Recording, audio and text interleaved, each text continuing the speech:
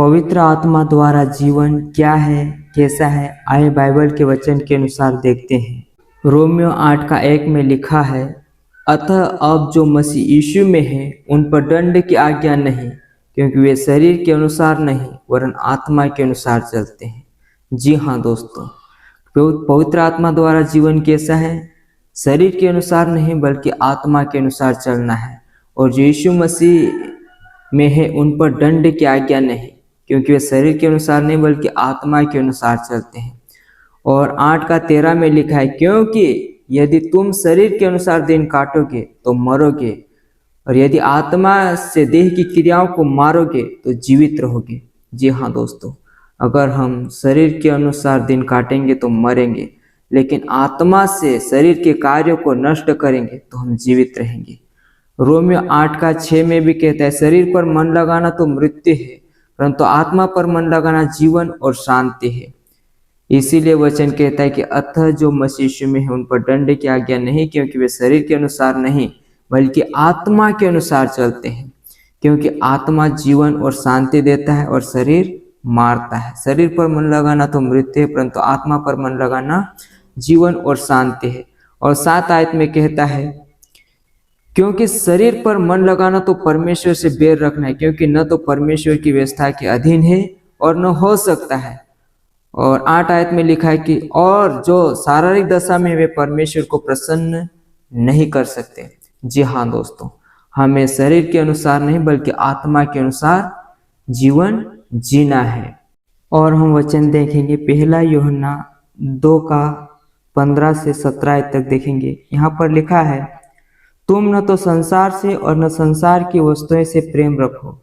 यदि कोई संसार से प्रेम रखता है तो उसमें पिता का प्रेम नहीं, क्योंकि जो कुछ संसार में अर्थात शरीर की अभिलाषा, आंखों की अभिलाषा और जीविका का घमंड, वो पिता की ओर से नहीं परंतु संसार ही की ओर से है।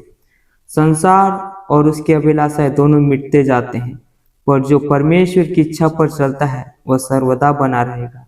जी हाँ दोस्तों, शरीर की अभिलाषा, आंखों की अभिलाषा और जीविका का घमंड ये पिता की ओर से नहीं बल्कि संसार की ओर से है।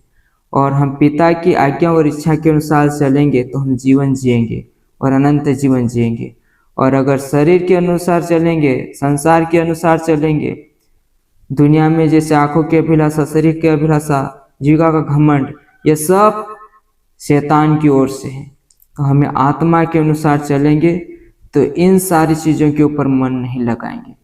अगर इन सारी चीज़ों के ऊपर मन लगाएंगे तो वचन कहता है कि शरीर के अनुसार दिन काटोगे तो मरोगे, परंतु आत्मा के अनुसार देह की क्रियाओं को मारोगे तो जीवित रहोगे।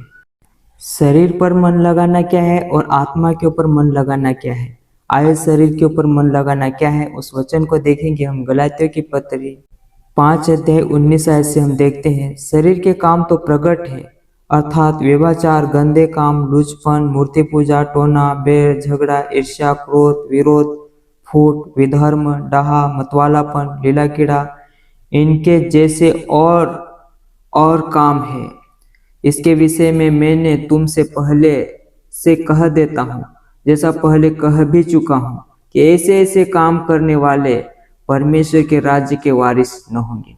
जी हाँ दोस्तों, ये शरीर पर मन लगाना है। अगर ऐसे ऐसे काम करेंगे तो हम परमेश्वर के राज्य के वारिस न होंगे, परंतु आत्मा के अनुसार चलेंगे तो हम आत्मा के कार्य को देखते हैं या आत्मा के फल को।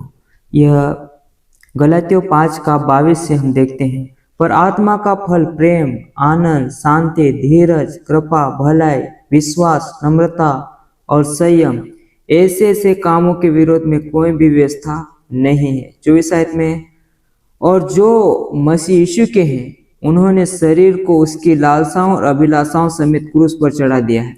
जी हाँ दोस्तों, जो मसीह यीशु के हैं वे लालसाओं और अभिलाषाओं को दोनों को क्रूस पर चढ़ा दिया है। इसलिए हमें शरीर के अनुसार नहीं बल्कि आत्मा के अनुसार जीवन जिएंगे। और आत्मा के अनुसार जीवन जिएंगे तो आत्मा के अनुसार जीवन जीना जीवन और शांति। और शरीर मारता है परंतु आत्मा जिलाता है।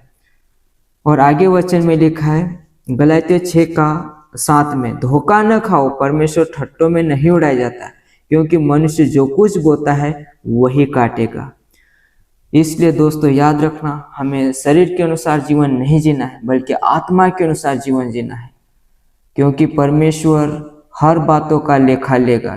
क्योंकि वचन में कहता है धोखा न खाओ, परमेश्वर ठट्टों में नहीं उड़ाया जाता, क्योंकि मनुष्य जो कुछ बोता है वही काटेगा। अंत के दिनों में परमेश्वर न्याय करेगा। तो जैसा इंसान इस पृथ्वी के ऊपर जीवन जिया, वो सारी बातों का लेखा वो पृथ्वी पर से स्वर्ग में जहाँ न्याय होगा तब परमेश्वर को देना पड़ेगा। इसलिए इसी जीवन में मसीह यीशु से आशा रखो और इसी जीवन में उसे उद्धारकर्ता करके ग्रहण कर लो और इसी जीवन में उसकी आज्ञा और इच्छा के अनुसार चलो, तो हमें स्वर्ग में अनंत जीवन देगा।